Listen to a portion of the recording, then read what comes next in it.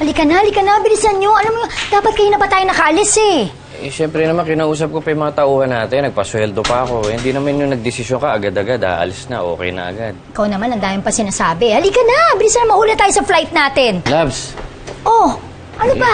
Para mali yata itong gagawin natin. Pupunta tayo na Amerika. Edgar, ang mali. Yung pakisamahan ng anak natin na ituring na asawa, yung isang babaeng isip bata, yun ang mali.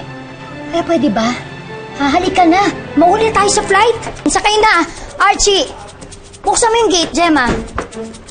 Edgardo, bandarin mo na. Sige na. Malilate na tayo sa flight natin sa US, no?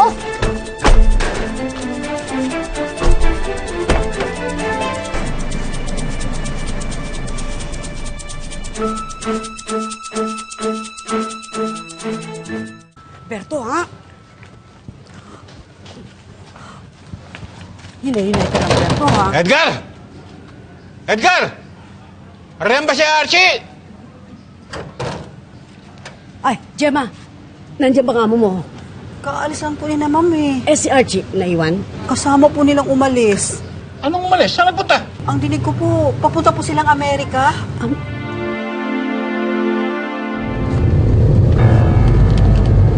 Oh.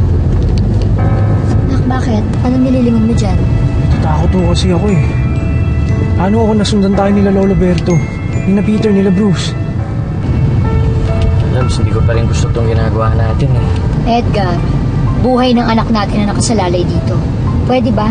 Tumahimik ka na lang. Anak, huwag kang mag-alala.